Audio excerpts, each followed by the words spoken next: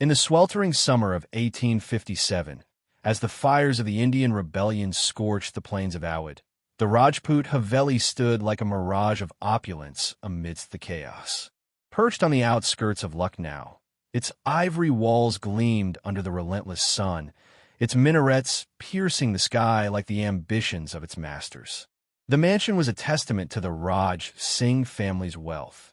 Marble courtyards, gilded arches, and gardens bursting with roses and jasmine, tended by silent workers who moved like ghosts. To the villagers of nearby Khalilabad, the Haveli was a symbol of untouchable prosperity, a beacon of stability in a land torn by war and want. But whispers drifted through the narrow alleys of Khalilabad, carried on the lips of washerwomen and chai vendors. Workers, orphans, drifters, and desperate men, lured by promises of good wages, entered the Haveli's gates and were never seen again. Their families waited for letters that never came, for wages that never arrived. The Raj Singhs, led by the charismatic Thakur Rajendra Singh, dismissed such talk as peasant superstition. Yet the shadows cast by the Haveli's walls seemed to hide more than sunlight could reveal. Thakur Rajendra Singh was a man who could bend the world to his will with a smile. At 52, he was tall and broad-shouldered, with a mane of silver-streaked hair and eyes that glinted like polished obsidian. His voice, rich and commanding, could soothe a British officer or intimidate a rival zamindar. In Lucknow's elite circles, he was a respected figure, a man who navigated the delicate balance between pleasing the East India Company and maintaining influence among the local Nawabs. His parties at the Haveli were legendary, drawing merchants, poets, and even sepoys when the rebellion's chaos allowed. But beneath the charm lay a heart as cold as the marble floors of his home. Rajendra had built the family's fortune not through trade or land alone, but through a meticulously orchestrated enterprise of deception and death. The rebellion, with its displaced families and desperate wanderers, provided the perfect cover. Poor workers, lured by promises of work in the Haveli's sprawling estate, arrived with dreams of stability. Instead, they met their end in the labyrinthine cellars beneath the mansion, their bodies disposed of with chilling efficiency. Rajendra's family was his instrument, each member playing a role in the grim symphony. His wife, Rani Lakshmi Devi, was the planner, a woman of icy precision whose delicate hands penned forged documents to explain the disappearances. Their eldest son, Vikram, was the executioner, his strength and ruthlessness honed by years of hunting in the nearby Terai forests. Their daughter, Anjali, played the innocent, her beauty and charm disarming suspicious villagers or curious officials. And young Arjun, the quiet second son, was the keeper of secrets, managing the hidden ledgers that tracked their victims' stolen valuables. The Haveli's gates opened each month to a new batch of workers, summoned by handbills distributed in Khalilabad and beyond. Work at Rajput Haveli, generous wages, lodging provided, they proclaimed in bold Urdu and Hindi script. The promise was a beacon to the desperate, orphans from Kanpur, widows from Delhi, and laborers displaced by the rebellion's upheaval. They arrived with little more than the clothes on their backs and a few cherished possessions, a silver bangle, a brass locket, a tattered deed to a long-lost plot of land. One such soul was Shamlal, a wiry young man from a village near Ayodhya. At 22, he had lost his family to the rebellion's violence and his fields to a British tax collector. The handbill, pressed into his hand by a smooth-talking agent in Lucknow's bazaar, was his last hope. "The Thakur is a good man," the agent had said, his smile too wide. "Work hard, and you'll have enough to start anew." Sham arrived at the Haveli on a humid evening in June, the air thick with the scent of monsoon rain and jasmine. The estate was a world apart from the dusty chaos of Khalilabad. Peacocks strutted across the lawns, their cries echoing over the manicured hedges. Servants in crisp turbans led Sham and a dozen others to a barracks-like outbuilding, where they were fed thin dal and promised contracts the next day.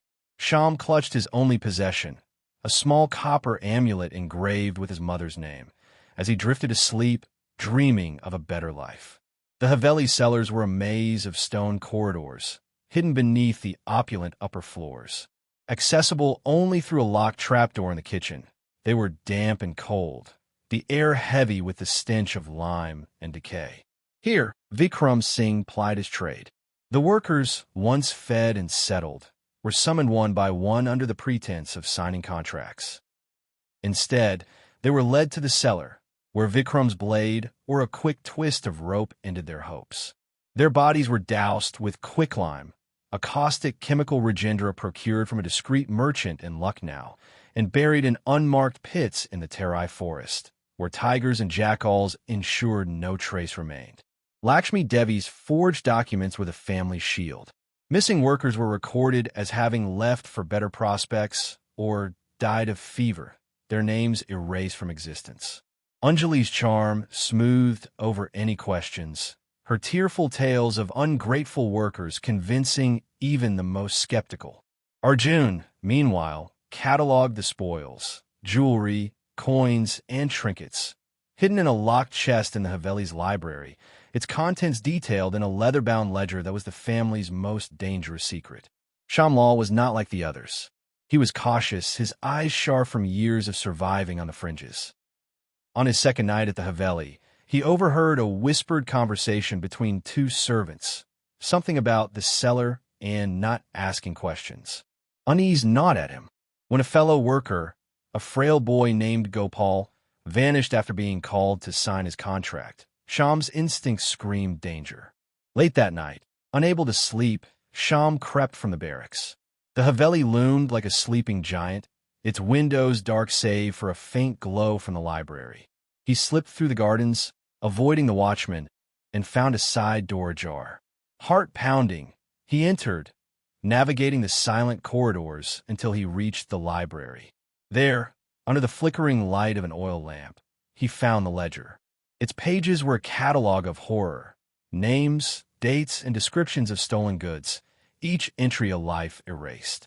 Gopal, 14, brass ring, disposed June 12, 1857, read one line. Sham's hands trembled as he realized the truth. The Raj Singhs were not saviors but predators. He tucked the ledger under his shirt and fled, the weight of its secrets heavier than the amulet around his neck. Sham's escape was not unnoticed. Anjali, sleepless and prowling the Haveli, saw a shadow slip from the library. She alerted Vikram, who roused the family's loyal retainers. Men paid handsomely to ask no questions. By dawn, Sham was running through the Terai forest, the ledger clutched to his chest, the sounds of pursuit closing in. The forest was a tangle of vines and shadows, its air thick with the cries of unseen beasts. Behind him, Vikram's men moved like wolves, their knives glinting in the early light. Sham reached Khalilabad by midday, exhausted and terrified. He sought out a local magistrate, a weary man named Pandey, who listened with growing horror as Sham recounted his discovery. The ledger, its ink still fresh with the names of the vanished, was undeniable proof. Pandey, though wary of the Raj Singh's influence, sent word to a British officer in Lucknow, hoping the rebellion's chaos would not delay justice. The Raj Singhs moved swiftly to cover their tracks. Lakshmi burned incriminating letters, while Arjun hid the chest of stolen goods in a secret compartment beneath the cellar. Rajendra, ever the strategist, spread rumors that Sham was a thief and a deserter, turning the village against him. But the ledger was beyond their reach, and the British, desperate to maintain order in Awadh, acted with rare speed. A detachment of sepoys descended on the Haveli, led by Captain James Harrow, a grim-faced officer hardened by the rebellion's atrocities. The family's charm faltered under his scrutiny. The cellar, uncovered after a servant's reluctant confession, revealed traces of lime and bone fragments. The ledger, presented by Sham, sealed their fate. Rajendra and Vikram were arrested, their protests drowned by the weight of evidence.